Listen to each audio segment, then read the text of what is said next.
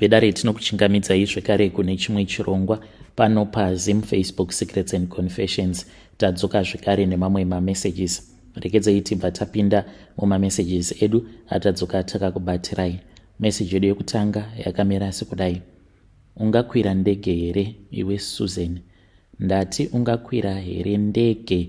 Ndiwe wafunga kuita wekutanga kusvika paairport. Wakambozvibvunzawo here kuti kudzinza rekwako ndiani akamboita zvakadaro? Sei wabatwa nemweya wekuda kuzviurayisa naiwe Susan?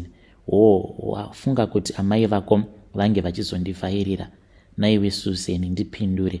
Awa ndo mashoko andakataura mukoma ndainge ndakapfugama pedo nepachuru apo parere baba naamai vangu. Ndakaita sekudaro mukoma, ndakati haukusviki ikoko kuisland. Aiwa, haungambokusviki kuisland. Ndege iyoyo ndinoda kuti inge ichizotsakatikira mugungwa, asi hazvina kuzoita saizvozvo. Ndakarira hama dzangu dzose mukoma, because ndaifungidzira kuti ivowo mukukura kwavo vachazondibatsirawo. Asi mushure mekunge ndarera hama dzangu dzose, vana vehanzvadzi dzangu, vana vevanen'ena, because inewo Mwari vakandiseka, handina kukwanisa kuita mwana. Mushure mekunge ndagara nemurume wangu kwe8 years, ndakabva ndachizorambwa nemurume, ndikatizira zvekare zvikabva zvazoramba. Ndikaona kuti ndini ndainge nditori neproblemu rekuti ndaisakwanisa kubatirawo pamuviri, mbereko yakaramba zvachose. Ndikabva ndachizongosarudza kuti ndige ndichizodzoka ndizogara pamba pevabereki vangu, nekushungurudzwa kwose kwandainge ndichiita. Baba vake Susan uyu mukoma wangu ndo vakanditi ndaitofanira kuti ndinge ndichidzoka hangu pamba, because vairwadziwa nekushungurudzwa kwose uko kwandainge ndichiitwa nevarume vandainge ndichigara navo. Vakabva vandichekera pangu pekuti ndinge ndichizovaka. Mushure mekunge ndazvivakira kamba kangu, ndikabva ndatanga kuita basa rekutenga, kushanda. Ndaishanda ndaitenga zvinhu ndichizouya nazvo kubva nazvo kuHarare ndichizozvitengesa kunoku kumusha. Ndo basa rangu randaiita iroro. Vanhu vaiti kunyange vaine ngoro dzavo dzavanenge vachida kutenga vaindipa mari, inini ndobva ndazoisawo kanguwo kamaka apo. Ndakazotanga kuita zvekare basa rekutengesa muviri wangu, but ndaisa wanzo kuenda kumabhawa. Ndaingozviitawo in private, ndichiitawo basa iroro rekutengesa muviri wangu.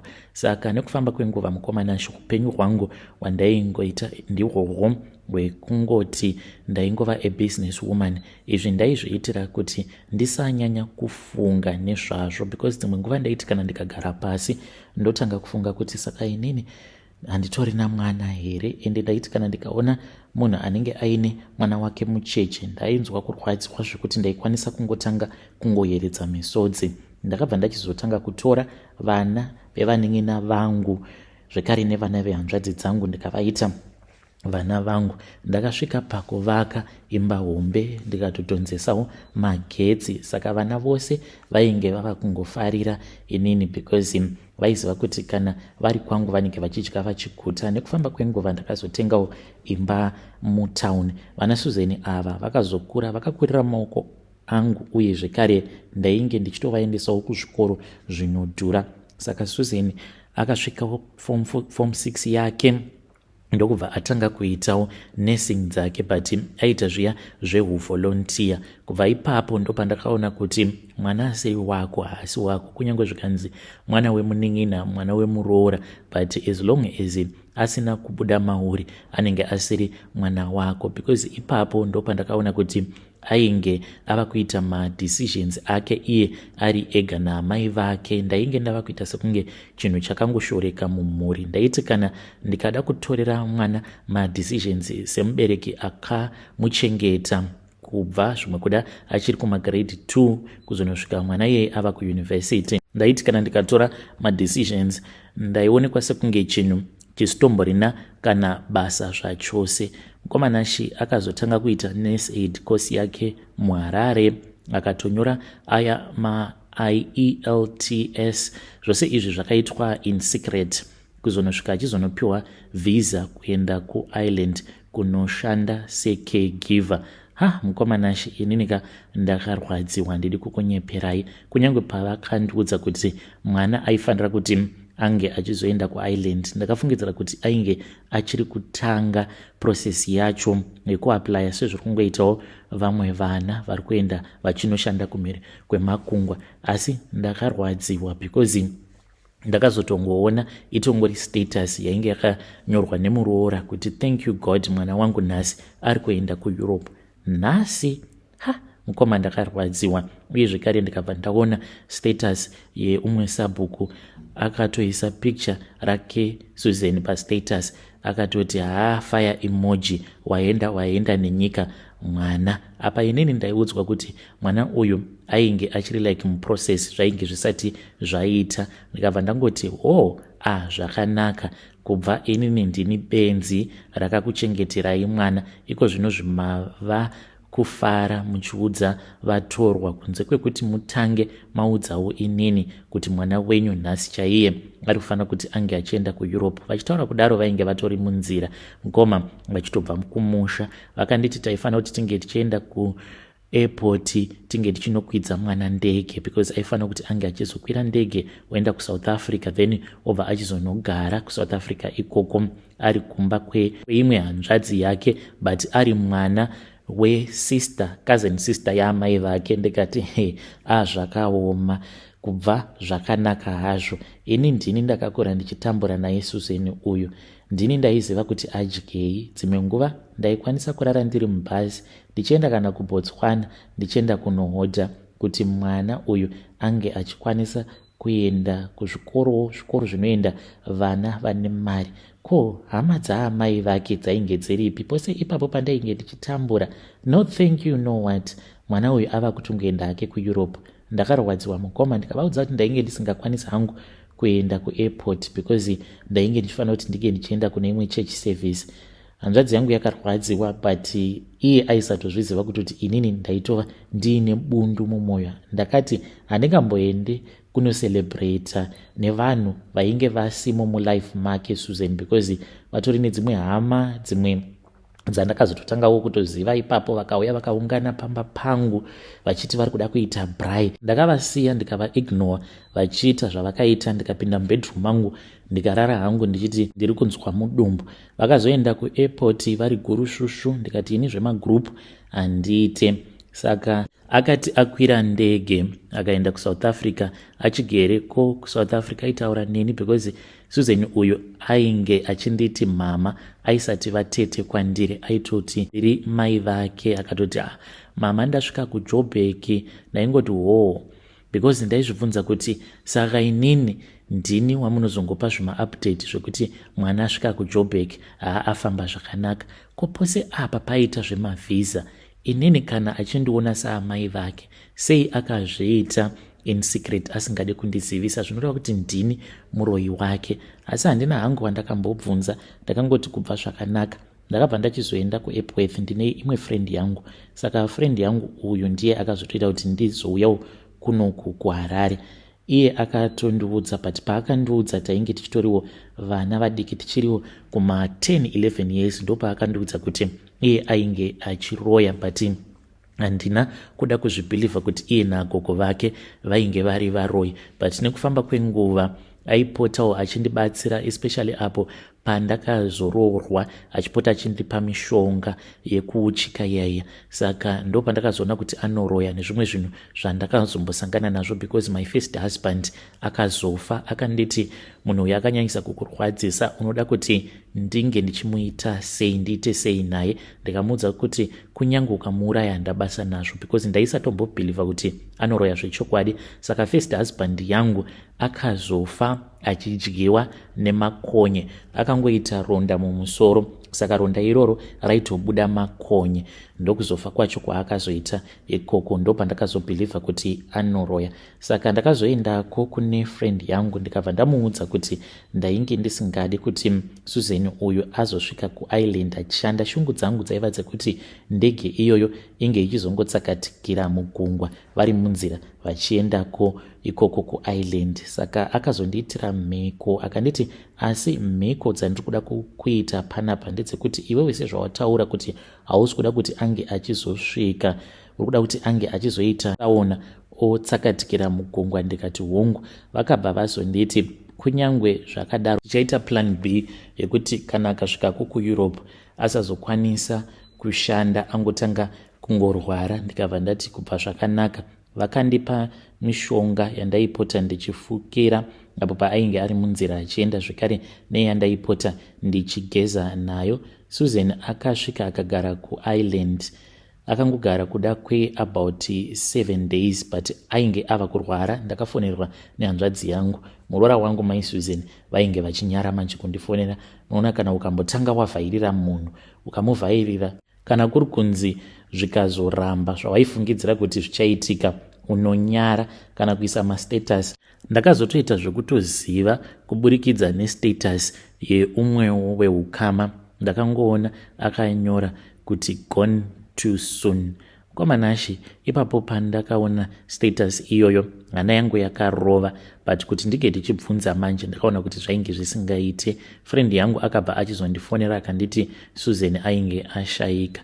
Zvechokwadi mukoma, Susan akafirawo ikoko kuIreland, akabva achizouya kuno, akangofambira hake kunofa ikoko kuIreland. Saka anonzi akanyanyisa kupindwa nechando mumapapu ake, akabva achizoita yavanoti pneumonia, ndo yakamuuraya. But I know kuti haisi pneumonia, akagadzirwa ka nefriend yangu. Iniwo ndakarwadziwa mukoma, hapana pandikambochengeta mwana womwe munhu kusvika akura. Kana akura manje munhu obva atora mwana wake, not even a thank you. Muroora wangu hana kana kumbogara akanditi vatete makaita basa nekundirererawo mwana wangu mukamuendesawo kuzvikoro zvinodhura, just a simple thank you. Saka inini ndakangoti uyu munhu uyu zvaaenda ikoko kumhiri kwemakungwa, it is obvious inini ndinenge ndisisina kana basa muupenyu hwake. Basa rake raanenge ava kungoita ndere kungotumidzirana mari naamai vake. Pane paangazombondirangarira kuti ndaita sei, ndakoshei. Kana aitadza kundirangarira ndiri muno, even ipapo paaita zveuvolontiya vaipota vachimbobhadharwa dzimwe nguva. Ndakatonzwa nemamwe mafriends ake, ndo zvakanyanya kundirwadza ndisati ndazofunga zvose izvi zvekumugadzira kuti ange achizofa. Ndakatoudzwa kuti vaitopota vachimbopiwa mari kana ma$200 US because vaishandira imwe kambani NGO, even vaiva mavolontiya zvavo, but vaimbopota vachipiwa zvimasalari. Haana kana kumbogara akandiudza Susan, but amai vake aitovatumidzira mari. Ndakatoudzwa nefriend yake kuti akatombomuperekedza Susan mushure mekunge vapiwa mari iri cash. Akati ainge asingadi kuuya nemari iyoyo iri cash because ndaikwanisa kuzomukumbira mari yake. Vakabva vachizoenda vakanobatisa mari iyoyo pabhazi, hanzi vakabatisa iri $150 US. Saka ndo zvakaitika izvozvo. Mukomana chindokuroyawo kwandakaita mwana wehanzvadzi yangu. Saka Susan uyu ndakazotanga kumuona. Pandakatanga kumuona mukoma, ndakanzwa munhu achifamba achirakidza kuti ainge akapfeka magogo mumba mangu. Saka ndakafungidzira kuti zvimwe kuda kwainge kuri kungofungidzira. Ndokubva ndachizomuka. Pandakamuka ndakatomuona Susan ainge akapfeka uniform yake yaainge achipfeka apo paainge achiri kuno kuZimbabwe achiita izvozvo zvekuvolontiya as a caregiver. Ndakatomuona achitofamba ari mupassage, but iye akangoti andiona akabva angopinda mumadziro, akangonyangarika akapinda mumadziro. Zvinhu izvi zvakatoitika mukoma. Dzimwe nguva ndinokwanisa kuti kana ndikavhura wardrobe yangu ndinoona kuti muwardrobe umu munenge makazara nyuchi mukoma. Nyuchi idzodzo hadzindirumi, hadziite sei, and sometimes ndinokwanisa kurota muviri wangu wose wakazara nyuchi. Nyuchi idzi dzinenge dzichitoita sekunge inini ndinenge ndiri mukoko wadzo. Saka ndakazoudza bhururu wangu, akaenda neni kukuwadzana, akazondiudza kuti mukadzi iyeye ndivo queen vevaroi vemunharaunda yemukuwadzana. kana kuri kunzi pane munhu anenge achifanira kuti ange achifa, ivo ndivo vanotoita decision iyo yekuti ngaafe kana kuti kwete, kana ari munhu anenge akaiswa pachijana kana kuti wavanenge vachida kungodya zvavo. Saka akandibatsira mukadzi wacho iyeye. Pari zvinhu zvinoita sekunge senani, but pane umwe musi apo pandakati ndiri kuchechi musi wacho iwoyo ainge ndakapfeka rimwe jaketi iri iye Susan aipota achimboripfekawo because tainge takangoenzana inini naye. Saka ndiri muchechi mukoma ndakaita sekunge ndicharidza mhere, ndakazokasika ndadzikamisa hana yangu because ndakaona kuti mujaketi mainge muine nyoka yainge irimo. Ndakangosimuka mukoma, jaketi iri ndikanorisiya kumotikari. Ndakati ndichida kudzokera muchechi ndikabva ndaona kuti padhore pachechi painge paine shato yainge iripo. Shato iyi yaitochema, ichichema kudaro yaitoita sekunge ndiye Susan. Ndikabva ndangopinda mumotikari ndokubva ndabva kuchechi ndikadzoka zvangu kumba. Saka ndo nyaya yangu iyo yandiinayo mukomanashi. Ndakaroyawo mwana wehanzvadzi yangu, but I don't regret to tell you the truth because dai maiziva masacrifices awo andakaita ndichimurera mwana uyu, zvekare ndichirera vana vevanin'ina nevana vehanzvadzi dzangu.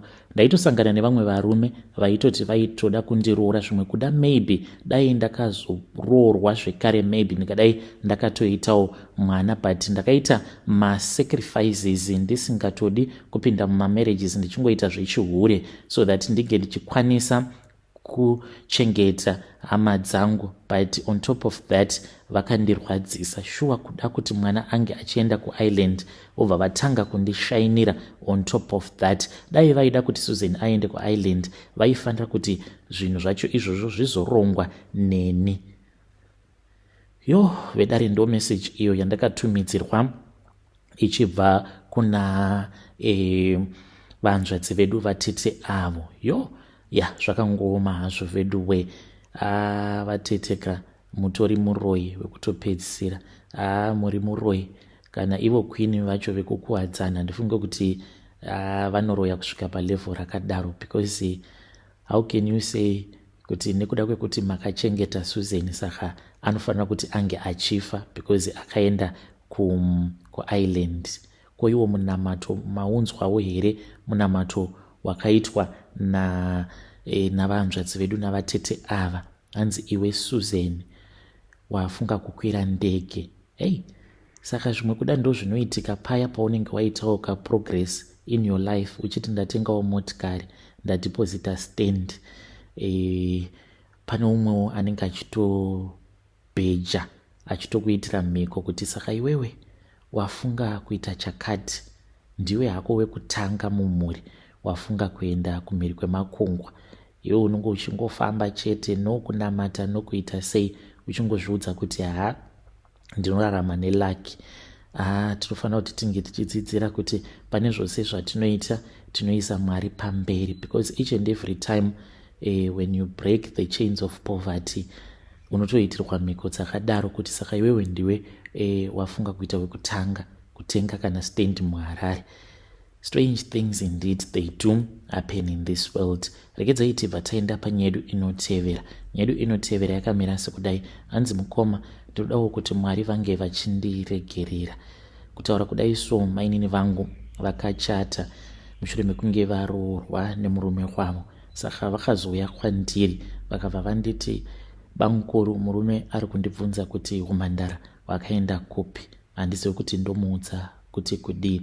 Saka mainini ava mukoma ndakatanga kugara navo vaine 14 years. Pavainge vava ne16 years mainini vakabva vatanga kuitawo musikanzwa, but vaingoita musikanzwa as a teenager vachiita maboyfriends. Saka ndakatofungidzira kuti zvimwe kuda mainini vainge vava kutotanga kutoita zvekutorara nemaboyfriends. Zvadaro mukoma vakazoti vava ne17 years. Mudzimai wangu ainge asipo, aenda kumusha, takangosara tiri vaviri zvekare nevana. Saka ndakazovasvutisa mbanje. Makore acho iwawo ndaita zvokunwa doro ndichisvuta mbanje.